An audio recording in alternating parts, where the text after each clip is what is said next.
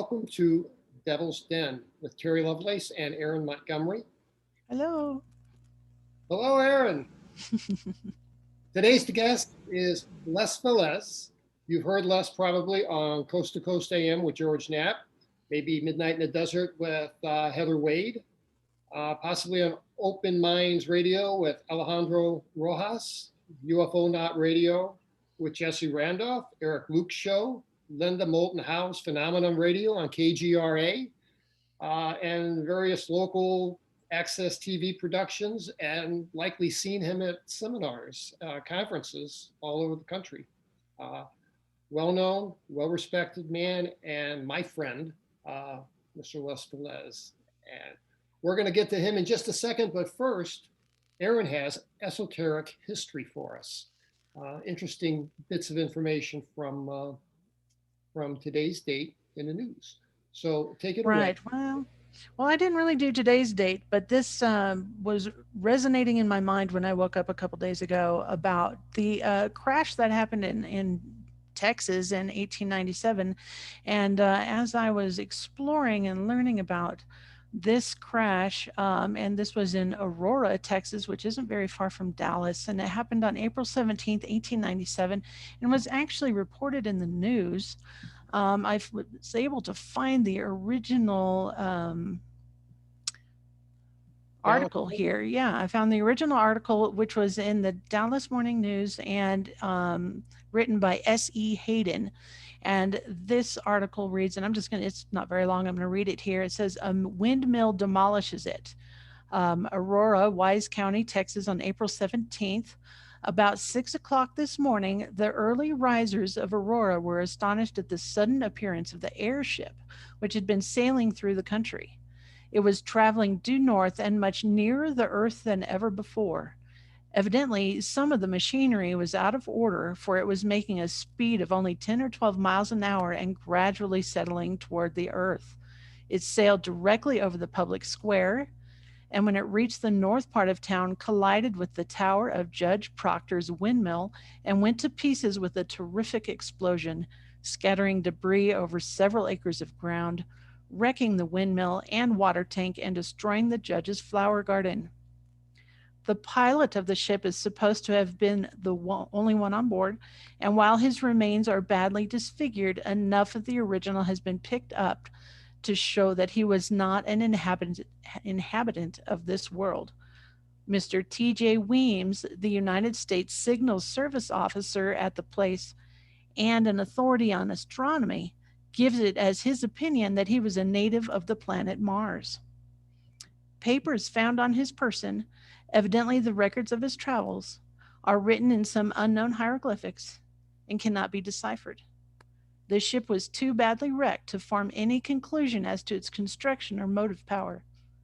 It was built of an unknown metal, resembling something of a mixture of aluminum and silver, and it must have weighed several tons.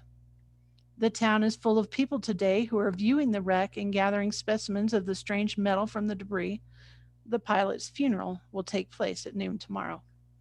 What I find really interesting in this article, well, there's several very interesting things. Is number one, that they honored his body with a Christian burial, and he was placed in the town cemetery. They named the entity Ned.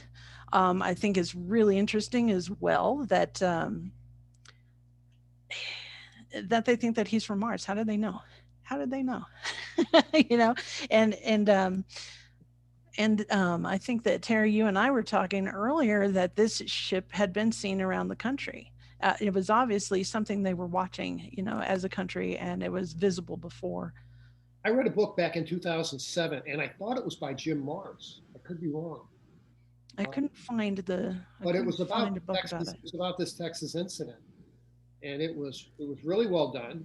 And it this thing wasn't only seen here; it was seen in St. Louis and Akron, Ohio, and all over the country. And they had drawings of it, no photographs, unfortunately, but drawings of it. And it looked like a blimp. It looked like not a blimp, but a dirigible. Yeah, dirigible. I mean, they call it an airship in the article, and as I dove down the rabbit hole yesterday, yeah, airships or dirigibles, which means steerable, it's a steerable balloon basically, started flying in the 1850s. They were not usually metal. However, there were some metal ones that were around, and the first metal airship was made and flown in 1893. However, it did collapse upon itself. Um, and so, I mean, it is possible, it's very possible this could have been a man made object, but the body inside does not indicate that it was so. However, if it was mangled to a point where you couldn't recognize the human species, I don't know. It makes you wonder. It does make you wonder. And where are those papers? What papers were on his body, and in what language was he writing? Yeah, I'd love to see those hieroglyphs. I bet we could decipher them now. I bet with a computer we could figure that out. And right? Probably something, Mars Morning News or something crazy. Right. Well, and that's our guest, because I don't have any bizarre stories that are worth telling from today from my scan of Reuters. So without further ado, I'm going to introduce my friend Les Velez. And Les is a graduate of UVM. What does UVM stand for? I can never remember that. Université Vermontes. It's French. Otherwise, the Green Mountains. University of the Green Mountains. Green Mountains, yes, the Green Mountains. Yes. Don't I remember? I love Burlington. A chicken place we used to go to. It was just great. Les is a graduate of the University of Vermont, from Burlington, Vermont. And beginning in 1970, he served in the U.S. Army as a field artillery officer. He has a bachelor's in science from UVM in business administration. And he was vice president of Lubscomb Engineering, and that's a silicon-based manufacturer's rep company until his retirement in 2017. He is past president of the Electronic Representative Association, or the ERA, in Northern California. He joined MUFON and has been incredibly active in MUFON, joining first in 1991, I believe, and has held positions as a field investigator, a training coordinator for field investigators, and assistant state director in Northern California, chairman of the AERC, the Abduction Experiencer Research Committee, and team leader of the ART, the Abduction Response Team, which morphed into the ERT that we know today, the Experiencer Research Team. When did that change? Well, it probably changed 2 or 3 years ago, and now they've actually changed the name to the Experiencer Resource Team, as opposed to research, because basically they're providing resources for experiencers. Okay. And you presented at MUFON Symposium in Denver in 2009 and telling people how to conduct a valid field investigation in regard to an abduction. Is that right? That was your seminar that you put on for education reasons. And then you were also involved with the omega-3 study. Yeah, and I definitely want to talk about that later on. That was a very interesting study that was actually funded by MUFON. So we could definitely get into that. That's an interesting story in and of itself. And then you were a facilitator in a support group in San Jose. And then in 1994, you're co-founder of the Opus Group, the Organization for Paranormal Understanding and Study. Support, I'm so sorry. Mm-hmm. Yeah, support. That's kind of important. Yeah. And Opus does a lot of good work. I try to give them a shout out in everything that I do. And their And website. I thank you very much for putting that information on the back cover of your second edition of Devil's Den. That was very much appreciated. Good, good, good. You guys do good work. Um, so that's pretty much my intro. And with that, All where would right. you like to start, Les? Let's Okay. Well, as we were discussing earlier before recording, uh, you know, this whole thing, I guess, got started for me when I was 11 years old back in Connecticut, and it was a late October evening, and I was coming back in from feeding my dog Caesar, and I looked over to my right, and I saw this white ovalish object silently moving over the tree line and moving off into an area behind where our house is, back to another street that was behind us. And then it finally just disappeared. But of course, it scared the hell out of me. And I ran in the house and tried to get my father to come out. And by the time he did come out, it was gone. And so he kind of said, well, it's probably just a beacon of light reflecting off a cloud or something, you know. And so, but I didn't buy that. And especially the feeling I had when I saw it, which was quite impactful. What was that feeling, Les? So what did you Well, feel? I was scared. I was frightened. Um, and as so many stories go with people that experience the unknown like that. So anyway, the next day I decided I was going to do some research, and I went to the library and picked up a couple of UFO books that were written by George Adamski, who was the main character in the UFO field at that time. This is back in 1958.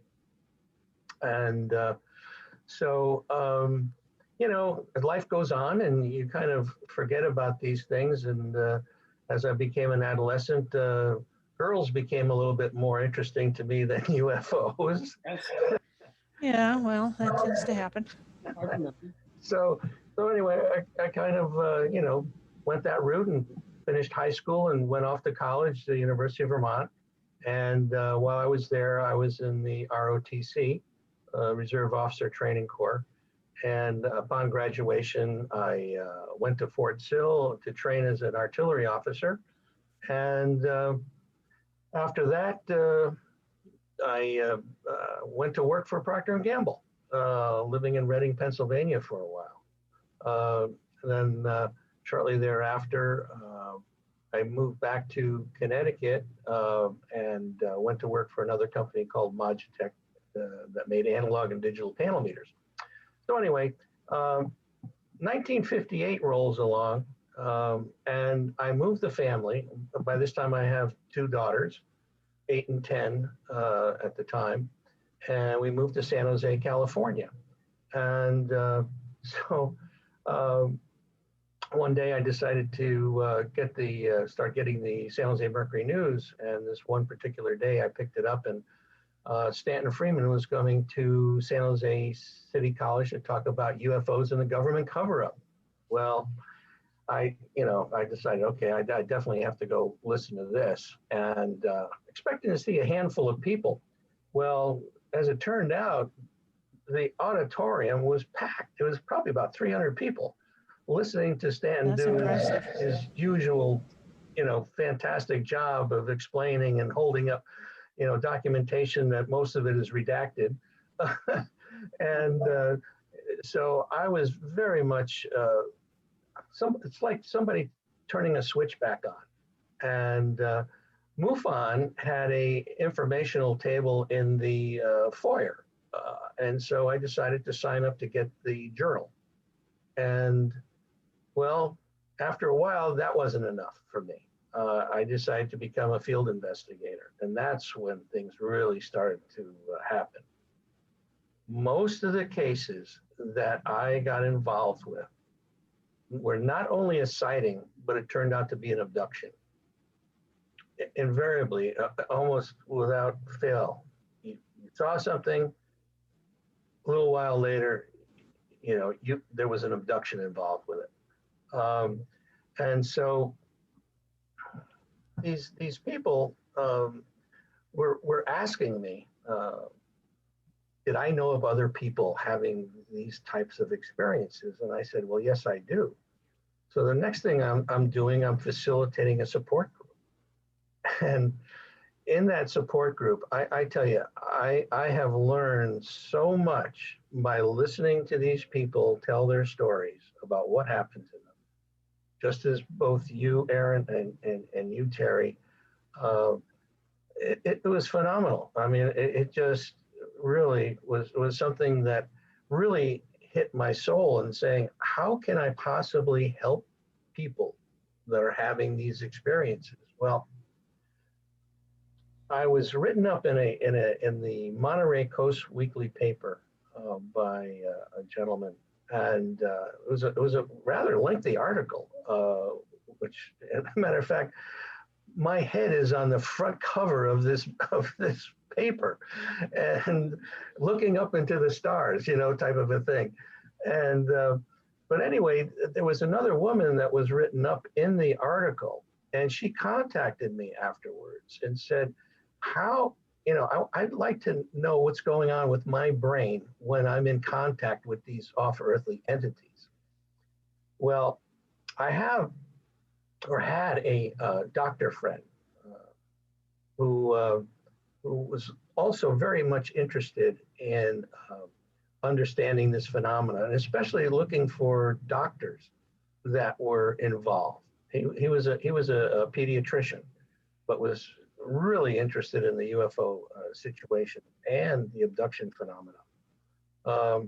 So I called him up and I said, there's a lady down in Carmel, California that would like to see what's going on. And she's also happens to be working with an emergency room doctor.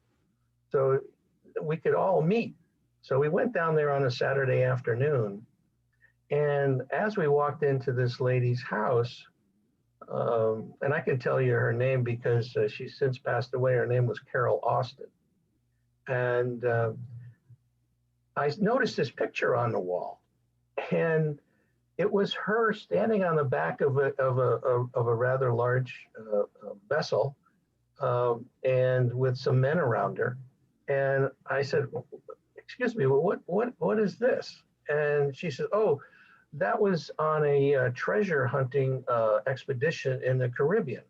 And I said, "Oh, so you were with these guys?" And she says, "No, I was working for these guys." I said, "Doing what?" She says, "Well, I had a near-death experience when I was younger. And after that, I became very psychic. And basically, I was in contact with the captain of the galleon that went down. And so so that began the afternoon. And Was a shipwreck from just so I'm clear, the shipwreck was like from a galleon. You say something like the 16th, 17th, 15th century, somewhere in that range. Exactly. What a cool job. Yeah, cool job, and right. So anyway, we had this incredible afternoon with her, and she told us stuff about ourselves that there was no way that she could possibly know. I didn't know her from Adam, and certainly. This doctor friend of mine, by the way, his name is Dr. Eugene Lipson. Unfortunately, he's passed away a couple of years ago. Anyway, we came away from that afternoon saying, how can we possibly help people like this? Well, we need to probably develop some type of an organization. And so the fear, the basis of Opus was started that afternoon.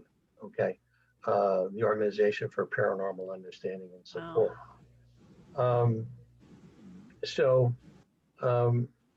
We've basically, I'll just throw this out there right now, is that Opus has developed a network of medical people, mental health practitioners, various types of hypnotherapists, and other types of consultants to help people. And also now I'm also part of the ERT, as you mentioned, Terry, and I'm one of the research consultants. And what we've basically, the ERT has Opus listed as a support function within the organization. So, and that's wonderful, because, and I'll back up in this whole story a little bit, and I'll tell you some cases that we got involved with that might be of interest. Yes, Absolutely. That, or MUFON for years and years was basically a nuts and bolts type of an organization. And they were getting calls from people, looking for some kind of assistance with these abduction type cases. And they didn't have a mechanism to deal with it. So I went to James Carrion, who was an international director at the time. I think this is like 2007 or 2006, something like that. And suggested that Opus could help.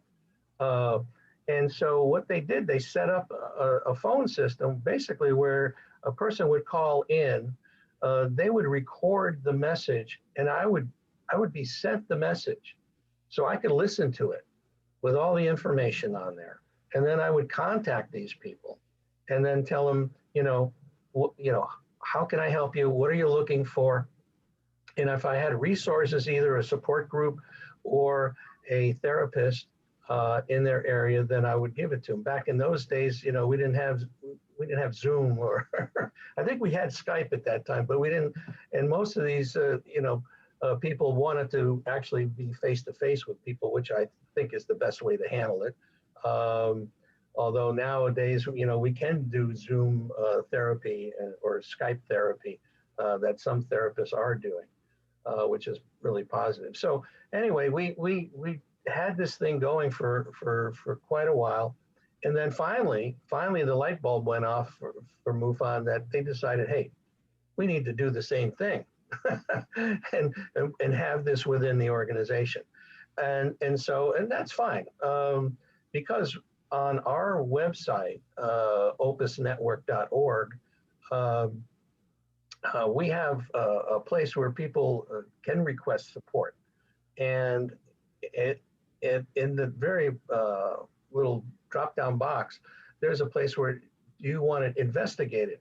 And if they click that, what we do is then we turn them over to MUFON, that, where the investigator will come out and help them with their question or whatever they want at that point. Because we're not set up to do the investigation. We don't have an organization like MUFON does. As far as, field investigators in every state. We do this. The most effective thing that we did, and we started this a number of years ago, is an online support group. It's totally confidential. And when you hit the support button and you say, I would like to be put into the online support group, we contact you, we give you the information how to get into the support group, and nobody else can see that. Only the people that are in the support group. And we have over 200 people now that are active. And I follow all the emails. I get 30, 40 emails a day just on experiencers talking to one another about their cases, which are unbelievable. The conversations are phenomenal. The information that's being passed back and forth. The latest one is, do you remember your birth? Erin, do you remember your birth? I do not remember my birth, but I remember my creation. So I guess that's a little bit different. No, see, that's interesting in and of itself. Right. So this is the topic that's going around right now, and I'm starting to think that in this relatively small group, if you will, that the percentage of people that are remembering that is phenomenal. And so you wonder if there's some kind of connection that way with it for people that are having experiences, that they have this ability to remember birth, or in your case, creation, that's very interesting to me, and something that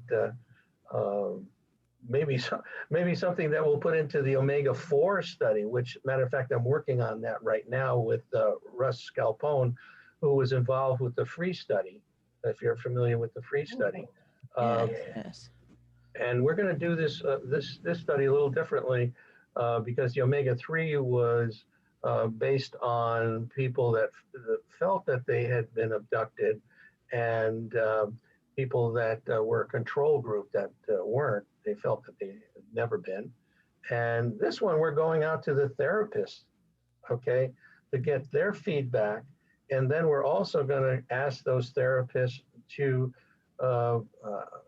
request their clients to participate in the study. So it's a different way to go about it instead of just putting a blast out. Okay, all you people that feel you've been abducted, come on and take this questionnaire.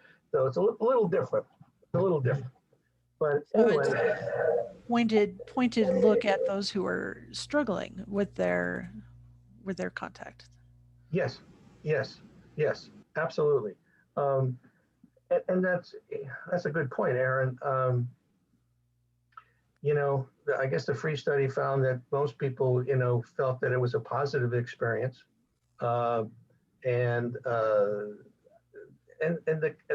court is a little bit still out trying to understand, because what I've dealt with certainly is that it's a process. Certainly the initial phases can be quite scary, if you will. Absolutely. And then you get into an area where you come to terms with it, and you're more comfortable. And then by the time you get to the end of this journey, which I believe is a spiritual journey, not a religious journey, but a spiritual journey, it's very positive. And I'm going to read some conclusions to the omega-3 study that we did, where we took 71 people that were felt that they had been abducted, and 51 people that were the control group. And I might as well do that now. So I'm going to put my glasses on because I can't see without them. Can I ask you a quick question while you're getting ready there? Opus, the P stands for paranormal, and that's a pretty broad term these days. Yes. So, do you have folks? I know that you have abductees and people that are coming to grips with maybe an experience of seeing something. Do you have people that have that are suffering after an encounter with Bigfoot or ghost or poltergeist activity too, or is it primarily? I know it's primarily UFO related. Well, that's an interesting point, Terry, because when we first got started, we were looking at all aspects. We were looking at poltergeist activity, Kundalini awakening, the demonic possession, you name it, because paranormal covers, as you say, a very broad brush, area. So, but as it turned out, it's almost like we were supposed to do what we're doing, and helping people that are having alien abduction type experiences. But we have resources, like Lloyd Auerbach, who does a lot of ghost type stuff. Sure. And we try to cover as many people as possible. But as it turns out, most of the people that are contacting us, and maybe it's because of, doing the shows that I have done already, and talking about what I've been involved with, kind of tends to make that happen. But no, if somebody comes to us with Bigfoot or something like that, then we'll send them to a consultant or somebody that has the kind of credentials that can handle that kind of thing. Because internally, we don't. But you still provide the support. Yes. Yep. Have you found that the people that are reaching out for the support with ET experiences also have these other paranormal activities that happen around them?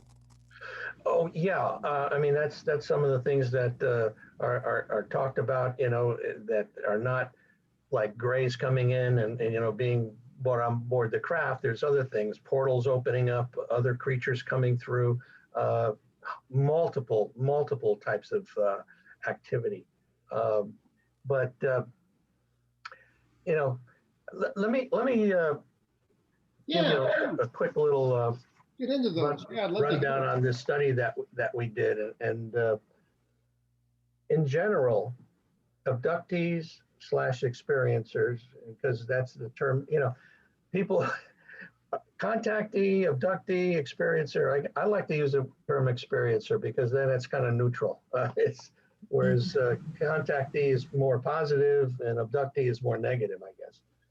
They profile differently than do their comparison counterparts on a number of general psychological and specific neurological variables. Yet there are remarkable similarities between the experiential group and the comparison group. It should be noted that in no case did experiencers or comparison group participants show any signs of mental illness or personality disorder. So you, Harry and Erin, you're not nuts. Yeah. Just want to let you know right now. Though we question it, we are not. So, fantasy proneness does not appear to play a differentiating role between the experiential and the control groups. However, sensitivity to alternative realities and early and recurrent paranormal or psi experiences seem to play a role in the abduction experience. Childhood conflict, psychosocial tension and abuse, and trauma more likely facilitate a dissociative coping style in later life. How much a part dissociation plays in the abduction experience remains an open question. But the Ring and Rosing 1990 abusive trauma disassociation pathway remains a viable descriptive, if not explanatory principle. Both experience with and interest in abduction phenomena have impact on how one's body is perceived to function, how one views the world and one's purpose in it, and how one defines or redefines one's faith, tradition, and beliefs.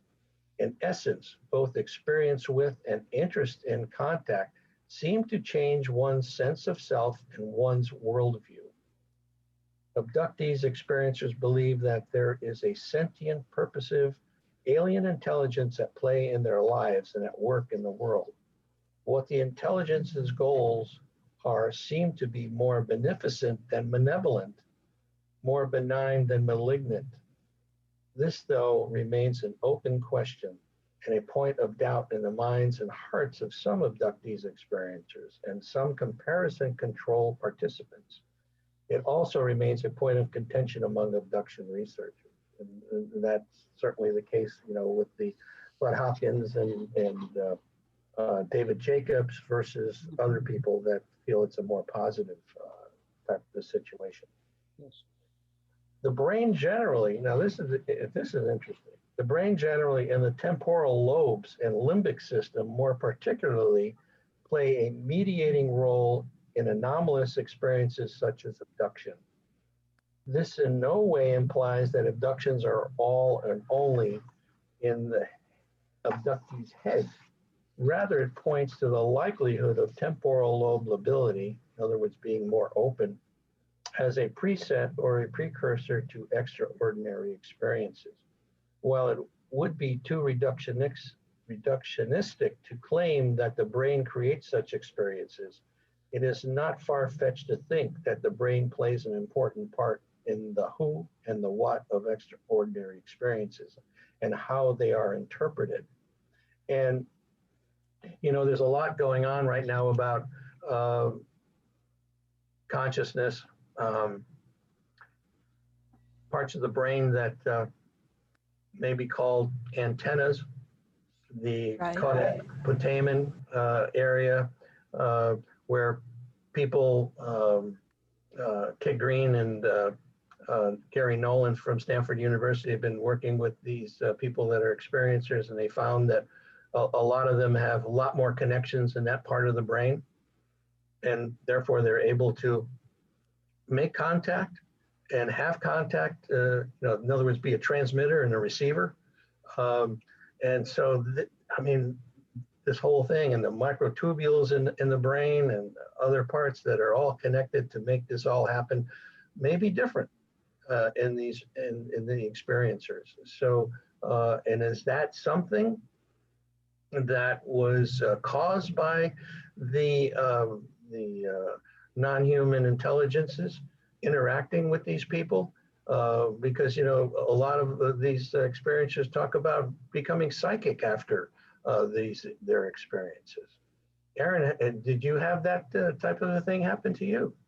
Um, I've had contact ever since I was little, so I think my earliest memory is around 4. But I exhibited some psychic abilities before that, Mhm. around 2. So it's something I've always wondered, which comes first, the chicken or the egg? Is it Yes. psychic abilities that bring the attention of these ETs, or is it through the contact that creates the those connections? And then there's a genetic manipulation side of it that I wonder about as well, but that's for another No, day. you're absolutely right. And matter of fact, as Terry mentioned earlier before we got involved with the podcast here, that I'm writing a book right now, and that book talks about the chicken and egg process here, and exactly what you just said. That's fascinating to me. I think that we have a lot to learn as far as are we born this way, or did the non-human intelligences create this through genetic manipulation at some point before you were born and before Right. it's Yeah, I have a generational contact in my family, so I mean, it very well could be. Yeah, exactly, and that's another factor that's so important. Terry, do you have other members of your family that have had experiences? I have a son, as you I think who's 40, and uh, while my daughter has never had any kind of experience, my son reported that when he was maybe freshman in high school, that he saw a gray being peeking around the corner of his bedroom, and he wasn't frightened, wasn't scared, Hmm. never mentioned it until we had this talk about me publishing this book back in 2018. And my sister, I have a sister who recently passed, and when we were little, she said that she was older than I am. She said that she didn't want to talk about it, didn't want to read my book, but she would say that she regretted that she couldn't have been of more help to me whenever the lights would come through the window and they couldn't find me in the house. Uh, So, yeah. one of the things you said I wanted to remark on is of very interest to me is the subject of consciousness is so hot right now, and Hmm. that whole irreducibility of the brain thing, where people can lose half a lobe of their brain. That the two lobes are connected by connected nerve um, material of some kind, and they can sever that, and you can live with one half of your brain and function normally. Where if it's not if you're simply going by Newtonian physics, you should lose half of your intellect, half of your personality, and half Right. everything else. Yeah, So exactly. I think the consciousness is not does not reside in the brain. Maybe it resides somewhere else. Like, wow. And It's it never non-local. dies. It never dies. It just goes on and on and on. Because I tell you, I one of these regressions that I did, I mean, it was so emotional. Um, where did that come from? It's like you're reliving an actual incident that happened, in some way. Um, Would you that care to share one of those, or I mean, that's Yeah, sure. Um, this is interesting. The very first one I did was, and this was extremely emotional, was I was a samurai of all things. And I was working for this warlord, and we were always in battles. We were constantly fighting or training or doing something like that. And I fell in love with this woman. However, I was never able to be with her because I was always either training or fighting, or and just at the behest of this warlord. And so it was a very sad life. It was a very sad life. And so and one of the things that was interesting is that I was able to live to be 72 years old. And I have to tell you, I'm 73 right now. And last year was kind of tough because one of the things that happened to me when I was 72 in this past life was that I died and from cancer. And it's a very unusual for any samurai to live to be that age. Based on all the fighting that was going on. Do you remember your passing? That's the thing. I saw myself on a pyre. And that was the last thing I remember. But I was in total tears by this time, in that regard. And it's interesting. Another experience, again, all these things seem to revolve around me being a soldier of some type. I was, this one particular one, I was an Irishman, and we were fighting. This is probably in the 14th or 13th century, and I saved this Lord's life, I guess. And so I was given a nice piece of property, and I married this beautiful, absolutely gorgeous redhead. Hi, Erin.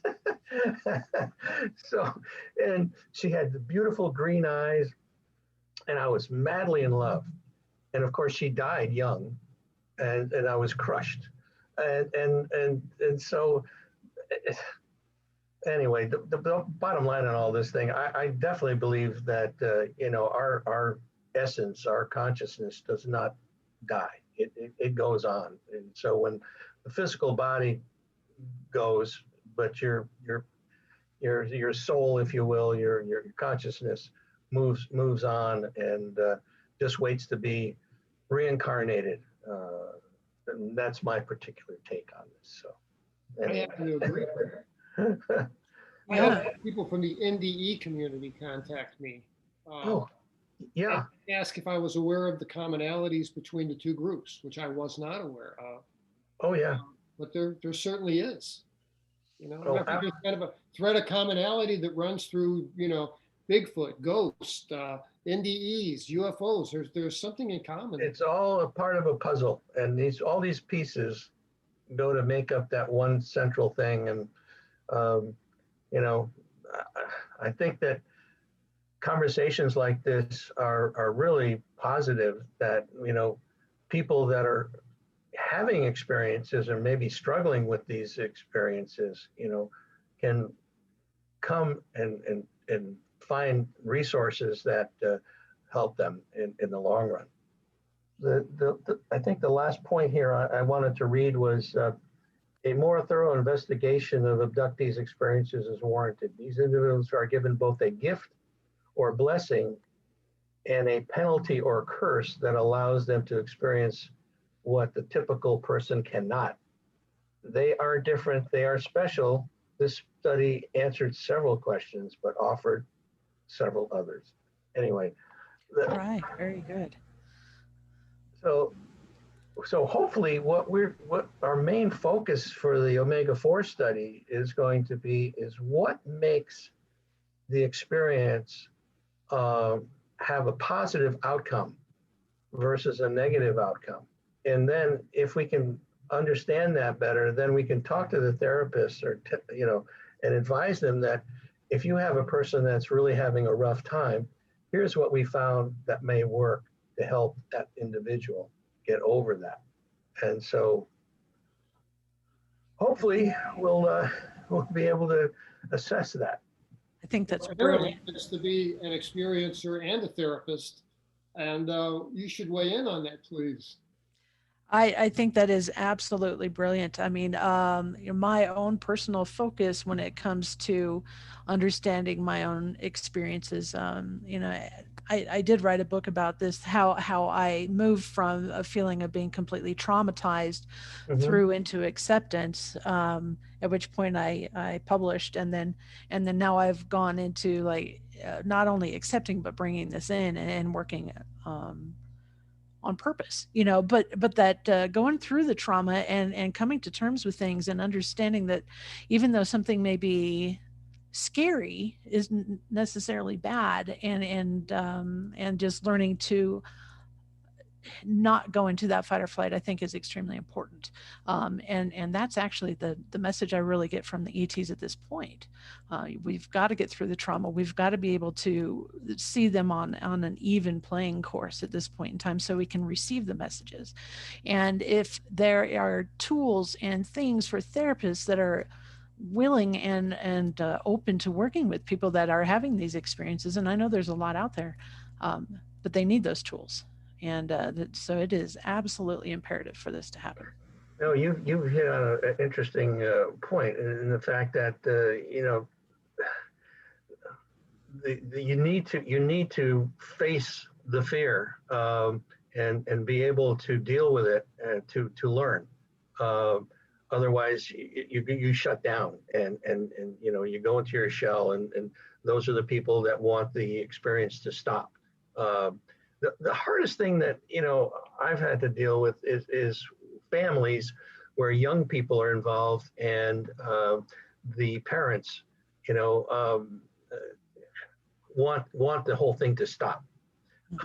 There's a woman in the support group that we have out in California that has integrated very well her children into this whole thing, and she's been able to, help them understand what's going on as best she can, and she's dealing with it very well and very positively. Matter of fact, I got a video the other day of she was taking care of her grandmother who was near death, and they had set up a camera in the room because she couldn't be by her side all the time, and so she was in a different part of the house.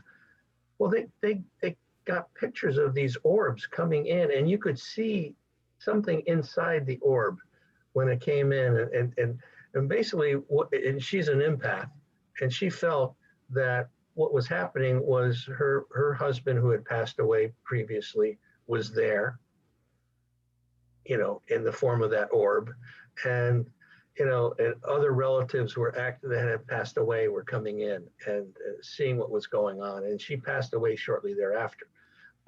So, this whole thing is so intertwined. It's phenomenal. It's phenomenal.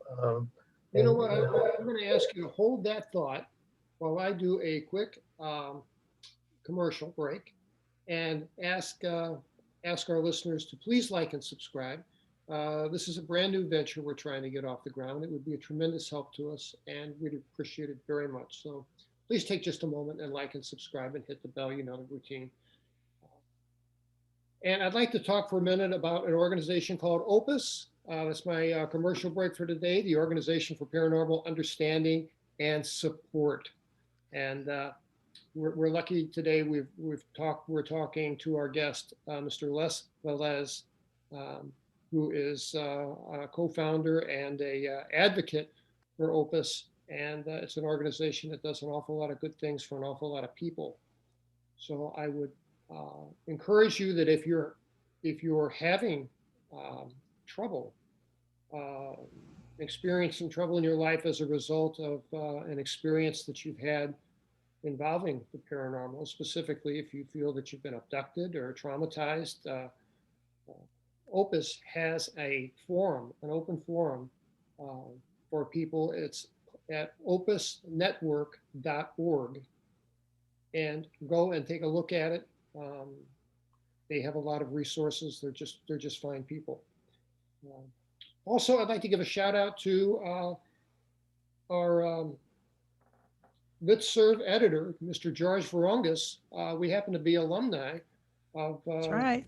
the George Varongas uh, listserveditor.com service. George edited both of my books and did a fine job. And I know he did yours, Erin.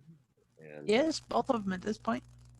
so if you're thinking about writing a book, if there's a book in you about UFOs or a love story or a romance novel or a fishing book, I don't care, whatever it is, George is a good resource. And his email address is listserveditor.com, LITSSERVEDITOR, listserveditor.com. And that's our spots for today. Again, like and subscribe, and I'm going to bring back our guest, Mr. Les Velez. Where we left off, Les? Hi. So I think at this juncture, maybe I'll tell you a couple of stories. One of the cases that I got involved with early on was a couple. They're both amateur pilots. This was they were in a park in near Santa Cruz, California, Butano State Park, and they were up there having a hike, and it was getting to be late, and they started to come down out of the park, and they looked out over the ocean, and they noticed this light out there, and it caught their attention, and the light started to get bigger and bigger until it was literally over their head, and it was a triangular craft, and so they watched this thing, and it passed over their head into a canyon behind them, and it just sat there, and it was just kind of doing the old butterfly effect, where it's wobbling back and forth. And they noticed another light. And again, this light was getting bigger and bigger. And as it came over their head, it was again another triangular craft. This happened 3 more times. That second time when it happened, the first time when it happened, they felt that they were observing it. The second one, they felt it was observing them. And so they became frightened, and it was already dusk. And this particular part of the park is quite steep, and the trail that leads out of there it's quite circuitous, and you have to, even in daylight, you have a hard time getting out of there. Anyway, they felt that they were being observed, and then they felt like they were floating. They felt like they were floating down this path, and that's the last thing they remember. And it was 3 hours later that they turned up in a restaurant in a town called Pescadero, and have no recollection whatsoever of how they got there. So they came to the support group, and they had pictures of a rash that they got, and they had gone to a doctor afterwards to understand what the rash was. Well, the first doctor said, "Well, I'm not sure exactly what it is, but maybe some kind of virus or something." And so they didn't buy that. They went to another doctor, and he said, "Well, maybe something internal, but again, they didn't get a good definitive answer as to what it was. Yeah. And so they passed the pictures around the table, the support group table, and almost without exception, they all came up saying that they had a very similar rash at one time. And one of the ladies in the group said, I'm pretty sure I know what that's from." And so we said, "Well, what do you think it's from?" And they said, "Well, it's the reaction that you have when they dip you in the fluid to sanitize you when they bring you on board the craft. Wow. So, Wow. yeah. And, you know, those are the kind of stories that, you know, what can you make of it other than if someone feels, you know, and this person evidently had that same kind of rash and somehow consciously remembered this bathing process that went on because oftentimes, you know, people are naked on board the craft. And so why do you need to be naked other than, you know, once they start doing probing and experiments on you or what have you. But it makes some logical sense that they would want to be careful about bringing some kind of pathogen on board their craft. But another story involves a woman and her boyfriend who happened to be a park ranger at Sunset Beach. And they were coming back from going into town. And this was like late afternoon. And they noticed this large object hovering in a field, showing this orangey reddish glow. And they said they started to act like automatons, that they looked at it, and then the next thing they know, they're back at their trailer. He lived in a trailer at the park. And of course, there was missing time. There was probably 3 or 4 hours worth of missing time.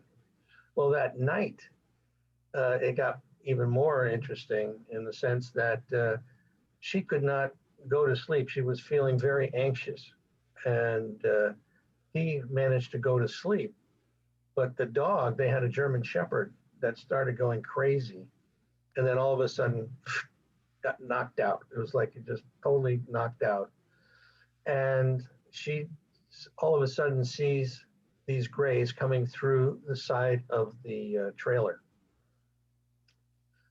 They lift him up, okay, and literally take him right through the wall of the trailer.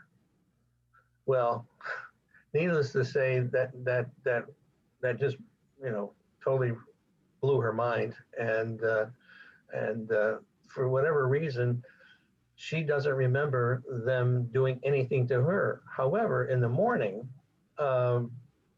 they found blood on the sheets, and they thought maybe it was his blood, but it turned out it was hers. She had a scrape on the side of her hip, and anyway, the relationship blew up after that, which is unfortunate, and it happens to many people that have had experiences and have either family member or a wife or, you know, spouse. He couldn't take it. He freaked out. He literally disappeared. You know, after this whole incident, he just took off, and she eventually came into the support group, and you know, we've actually done videotapes of the hypnotic regression that she went through, and so, you know, for me,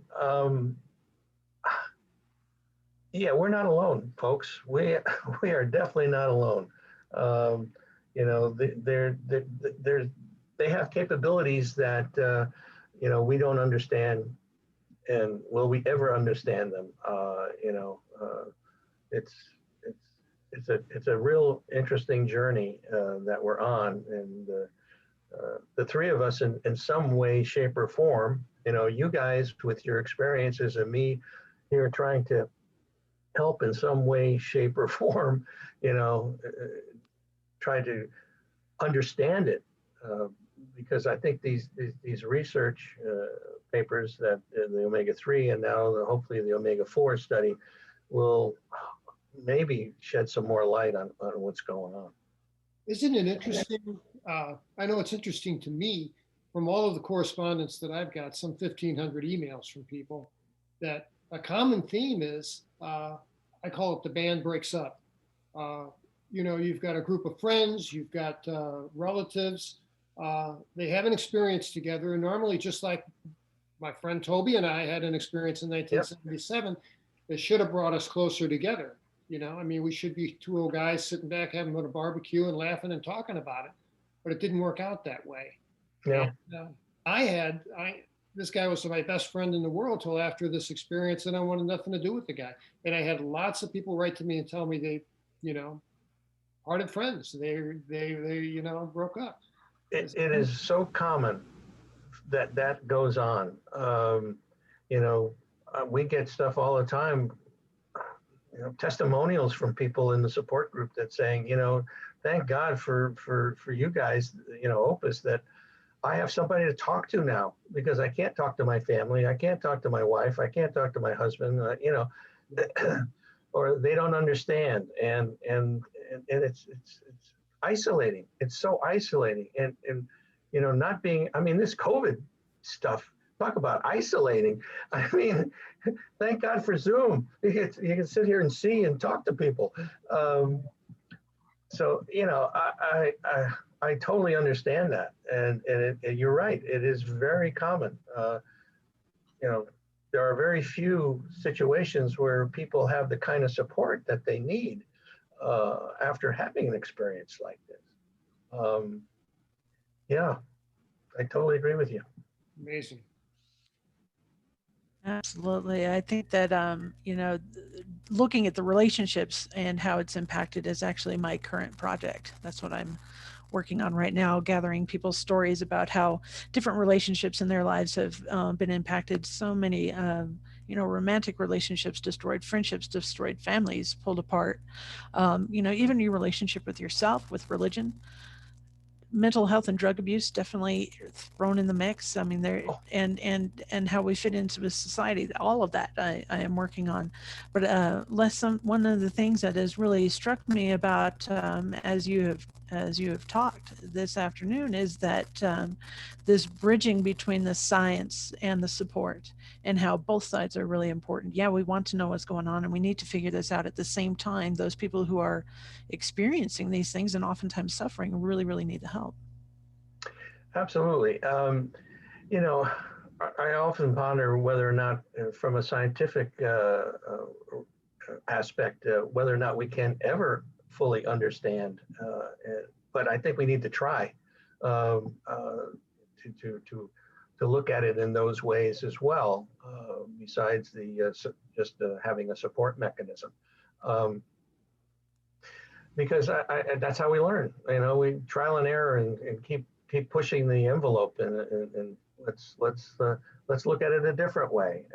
As a matter of fact, what we're doing with this omega-4 study is that we're utilizing an advisory group of people in the ERT that we have talked to already, and we plan to do it again next week.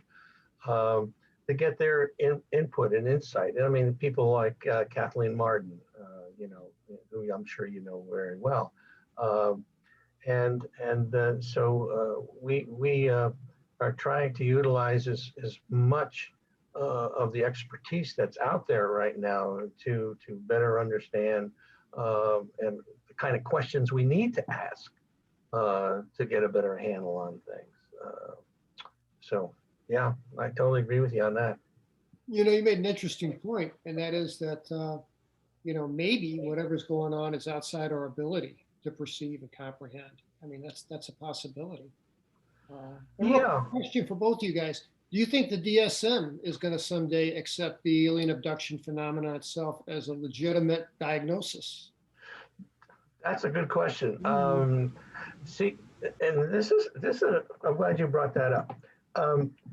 There are therapists out there that are nervous about them advertising that they do this kind of thing, because they could be excommunicated from their organization, which is really sad. I mean, June Steiner, who was the past president of Opus, who's a therapist, was very cognizant of that fact and warned, against that you have to be careful. And so it's like a backdoor thing that's going on. A therapist out there that can handle this stuff? It's terrible. Yeah. And that's why I named my book the book that of my experiences is Dirty Little Secret, because I was afraid I was going to be fired. However, once the book was released, I was absolutely embraced by, the company that I was working for as a therapist. And my boss was able to tell me, you're not the craziest one on staff. So it's all good, and in my new job, because I just started a new job, they also know about, what I've experienced and embrace it as well. And so I think that times are changing. And I think that, when it comes to the DSM-5, I wouldn't want to see, experiencer, or people that experience these things having like a diagnosis, but those who are suffering from the trauma around it, yes, that trauma can be a diagnosis, but not necessarily, there's nothing wrong with us, Right. we're fine. Yeah. No, that's true. PTSD is a big factor, obviously, and um, that's something that, like Yvonne Smith, who basically advertises in those terms, that she deals with the PTSD factor. By the way, Yvonne Smith, Linda Moulton Howe, Terry, of course, and Melinda Leslie are part of our advisory committee for Opus. So we're really happy to have those people, especially Terry, involved because of his insight. Linda certainly hasn't had her own experience that I'm aware of. And I don't believe Yvonne has either. But certainly Terry gives us a perspective that is needed. And I really, truly appreciate him being on board. Well, thank you. Thank you. I appreciate being there. So what's next for Opus? Well, what we're going to do is something like what you're doing right now. We have upgraded our website. You can go see that at opusnetwork.org. And we're going to start doing Zoom type of presentations. As a matter of fact, I asked you the other day, Terry, to be on one of our Zoom presentations where we do a little Q&A. And so another person that we're going to have is Patricia Mona, who's a psychic. And that's a whole nother realm that is fascinating to me. That the ability to look at the past, the present, and the future, there is no such thing as time. It's amazing. And of course, we certainly want to have Linda Howe on and things of that nature. And the process of doing that, we're hoping to raise some funds, because obviously this work does take money, unfortunately, to maintain the website and do the kind of things that we are doing. And we are a nonprofit organization, a 501(c)(3), official by the federal government, which kind of blows my mind in a way. Here we are doing this paranormal stuff, and the government says, it's okay, you can do that. And I can tell you that the IRS keeps a pretty close eye on all 501(c)(3) corporations to make sure they're in compliance. And it speaks volumes that Opus has always remained in full compliance. And yeah, as a matter of fact, we have to do a little tax type stuff here and very shortly to maintain that and pay the government. Got to send some money in. So. In that vein, let me ask if someone out there is listening and thinks that your mission of support, Opus mission of support, is a tax deductible cause that they'd like to contribute to, how would they go about doing that? It's very easy. All you do is you go to our website and hit the donate button. And that donate button is in a lot of places. we also we also now have a store where you can get Opus paraphernalia. In other words, that's another thing that we've added. And the latest thing that we've added is a tie-in. We're affiliated with Amazon now. And Erin, I'd like to, I'm going to put your book on the site. So as soon as you click that button to buy the book, we get a portion of the funds directly to us. It's a small amount, but nevertheless, every bit counts. So Terry, your book is on there now as well, the new one, The Reckoning. Thank you. Which I should have the book today, as a matter of fact. They said it would be delivered today, but I don't know with the snow that we're getting here, whether it'll be delivered. You got to read story number 29. Ah, all right. I think you're biased. Maybe a little. Anyway, so it's been a heck of an adventure, and I've had occasion to say, I don't think I'm going to do this anymore, and time to turn it over to somebody else. The minute I do that, I get a phone call or I get an email. So somebody looking for some type of assistance, and I just need to do it. That's my lot in life, if you will.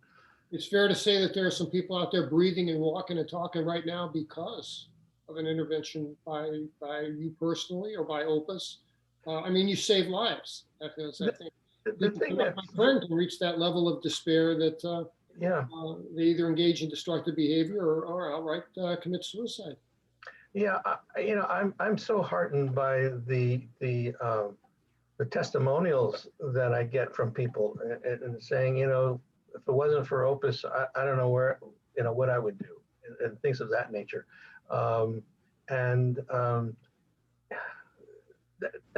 That makes you feel good. I mean, no matter, it validates what the heck you've been doing. And so that's probably why I continue to do what I'm doing. And I have no intention of stopping, just progressing and doing more to get the word out that we exist. Over the years, these things, wax and wane, and you get really fired up and you do stuff a lot, and then all of a sudden you kind of sit back. But the bottom line is, I think we're still heading in the right direction of moving forward. Yeah. And I think Erin made a comment that I thought was timely, and that is the times are changing, and I couldn't agree with her more. Yep, I agree. I totally agree. Times are changing. People are coming out and they're wanting to talk and they're wanting to explore and they're needing that support more and more. And it seems that the more of us that are ready and have gone through this process of coming to terms with our trauma are stepping up to be the support system for those that are awakening right now. And I think that we're about to see a major influx of people that know that they were taken or that they've had this kind of contact. And it just seems that we're getting ready, a lot of us, including you. I'm sorry, I interrupted you, Les. Go ahead. No, I was just going to say that there's definitely been an influx. I mean, we're getting more people every week contacting us and wanting to be in the support group or looking for help with an investigation. And there's a quote unquote quickening going on, I think, and where this is going to, end up or facilitate. I think in your story, Terry, you talked about the change that happened here in February, the beginning of February, and what does that really mean? But I think the bottom line is that it means that we're awakening. We're definitely waking up more and more, and hopefully to a much better place. to a civilization that has the kind of morality that will take us into a place where we all will benefit. Well, I hope so. You know, in the few minutes we have left, I wanted to ask you a question.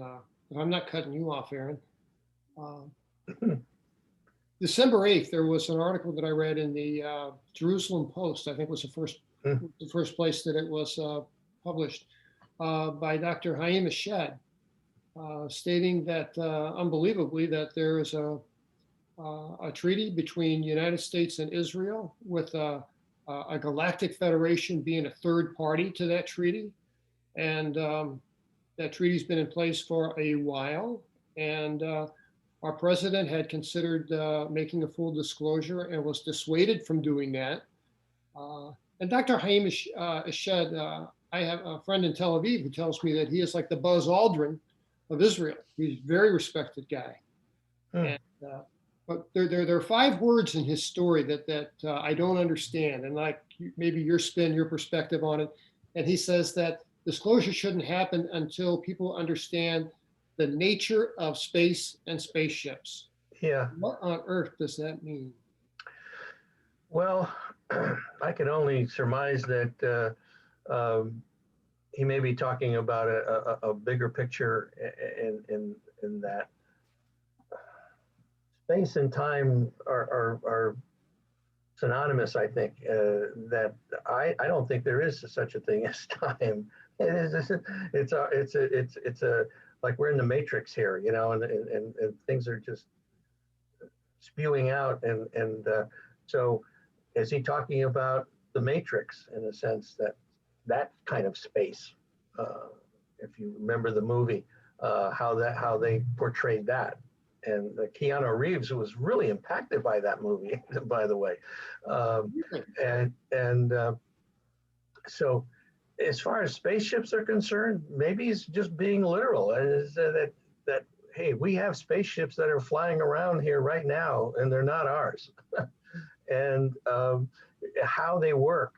I think I told you this story one time before, Terry, that I was lucky to have lunch with you and Lou Elizondo, and he was telling us stories that blew me away, that they feel that they understand how these things operate. And so, you know, part of Sham's story may be already solved. You know, the space part may be a whole nother ballgame. I don't think we truly understand, you know, how wormholes or black holes and all this thing go together. And I don't think that's going to be something we're going to understand very soon, but we can certainly understand the fact that, hey, we got an agreement with these aliens. They're on the moon, they're on Mars. And, you know, Linda Moulton Howe on the show that you were on just recently, this past week, the interview confirmed a lot of that from other people. So That's true. How much more disclosure do you need? But the phenomena is that there's such cognitive dissonance going on in this world that people just goes over their head. I don't want to know about it. I got to deal with getting up in the morning, going to work, coming home, having dinner, watch some TV, go to bed. Next day, do the same thing. And if you're preoccupied with NFL and the Kardashians, I mean, how do you squeeze in time to study the paranormal? Exactly. Wow. Well, Les, I want to thank you so much for spending your Sunday with us, and your time is my pleasure. And we appreciate you, and we appreciate what you do with Opus, and we appreciate Opus, and hope that our listeners will understand. And in that vein, I'd also ask, if you're listening, please like and subscribe. This is a new venture for us, and we'd appreciate your kind assistance. Erin, if I could just one mention of the website one more time. Oh, yes, please. opusnetwork.org. If you're looking for assistance or would like to donate, that's the site, opusnetwork.org. Yes. Thank you so much, Les, for being with us today. Thank you, Erin. Oh, next week, Next episode, we're going to be interviewing Dr. Bruce Solheim, hopefully. And Dr. Bruce is a good friend, gifted psychic, has a PhD in history. He's written several history books. He's also written 3 books in the Timeless series, Timeless Esoterica, that are excellent. And they've been out since 2018 and more recently. So he's going to be with us next time and talk about what it's like to live a life as a psychic and keep it a secret for 65 years or so, 3 years. Anyway, we appreciate you. Take care. Come back and see us next time, please. All right. This has been the Devil's Den.